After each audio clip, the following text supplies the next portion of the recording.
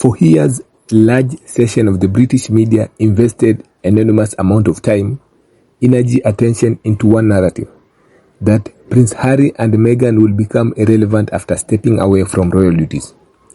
Headline predicted failure. Commentator instated the couple will fade from public interest. Critics repeatedly claimed that without the royal institution, Harry and Meghan will struggle to maintain influence, relevance, or public attention. Yet today, the conversation appears to be shifting in a way that many observers find remarkable.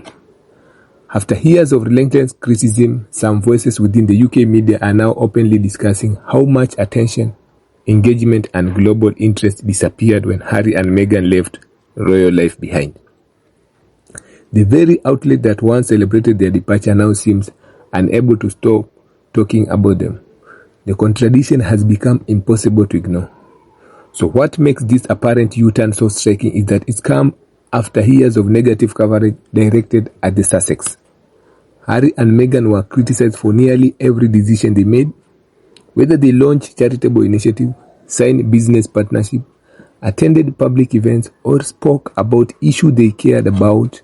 Criticism often followed. At times, the coverage seemed less focused on balanced journalism and more focused on maintaining a never-ending cycle of outrage. Stories were analyzed, reanalyzed, and stretched into days of commentary. Small moments became national debate. Routine decisions became front-page controversy. But despite all that, one thing never changed: public fascination with Harry and Meghan. The reality of all that, one thing never changed. The reality that many media organizations appear reluctant to acknowledge is that the Sussex remain among the most talked about figures connected to the royal family. Their interview generated headlines across continents. Their project attract international attention. Their appearance trend across social media platforms. Their charitable work continue to receive coverage around the world. So this creates an uncomfortable reality for critics who spent years predicting their downfall. If Harry and Meghan were truly irrelevant, why do they continue to dominate discussion? If the public had lost interest, why do articles about them continue generating clicks, comments, and engagements? So the answer seems increasingly obvious. Whether supporters or critics like it or not, Harry and Meghan remain powerful global figures. Many observers argue that the British media helped create the very situation it now complain about by constantly covering the couple, attacking them, analyzing them, and debating them. Media outlets reinforce their visibility rather than diminishing it. Every negative headline became free publicity. Every television segment kept them in public conversation. Every attempt to portray them as unimportant only highlighted how much attention was still being devoted to them. The irony is difficult to miss. Some commentators now openly suggest that Harry and Meghan are missed within the UK public sphere. Not necessarily because everyone agrees with them, but because they brought energy, global attention, and modern relevance to royal discussion. When Harry and Meghan were active working royal, they attracted younger audience. They generated international interest beyond traditional royal followers. They connected with people from different backgrounds and regions around the world. Their project often reached audience who had never paid much attention to royal affairs before. So that level of global appeal is difficult to manufacture. It is something that develops naturally when individuals connect with people beyond institutional background. Supporters argue that Harry and Meghan represented a forward-looking vision that resonated with many people internationally. So their focus on mental health, community support, veterans, human empowerment, and social issues allowed them to build connections that extended far beyond ceremonial appearance. Even after leaving the UK, they have continued, pursuing projects that keep them visible on the global stage.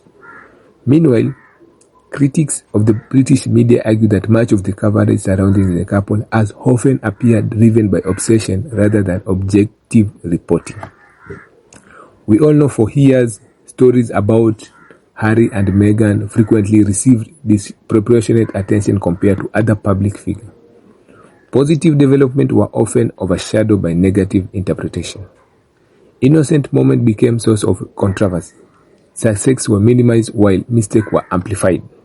So, actually, this pattern created growing skepticism among audience who began questioning whether certain outlets were keenly reporting news or simply feeding a profitable circle of outrage.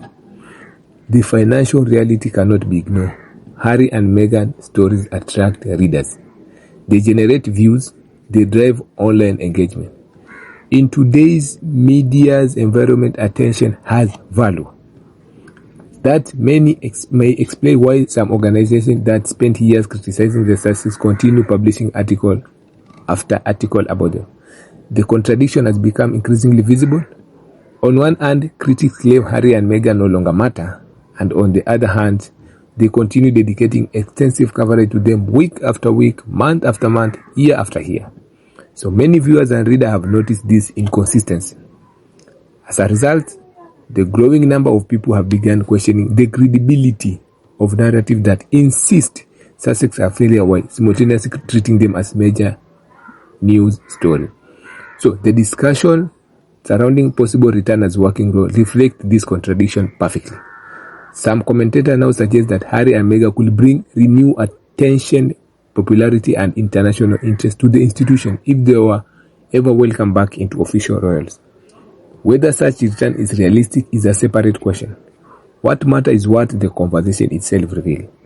The fact that people are even discussing the value Harry and Meghan could bring demonstrates how influential they remain. For couples supposedly destined for irrelevance, they continue to occupy an extraordinary amount of public attention. Supporters argue that their continued success speaks for itself. Harry remains one of the most recognized members of the royal family worldwide. Meghan continues attracting attention through her project, public appearance, and business venture. Together, they've built a global profile that extends far beyond traditional royal boundaries. Their influence is not confined to Britain. It reaches audience across North America, Europe, Africa, Asia, and beyond. That international reach is something many institutions spend decades trying to achieve. So the British media apparent shift tone many ultimately reflect a simple realization. Prediction of collapse never materialize. Prediction of irrelevance never materialize. Prediction that the world will move on from Harry and Meghan never materialize. Instead, the couple remain firmly embedded in global conversation. So, their visibility, popularity, and ability to attract attention extend far beyond Palace wall. The more some section of the UK media try to convince audience that Harry and Meghan no longer matter, the more their own coverage demonstrates the opposite. After years of criticism, speculation, and negative headline, the conversation has come fully circle. And that may be the biggest irony of all. The media narrative that spends here trying to diminish Harry and Meghan has ended up highlighting just how significant their impact remains.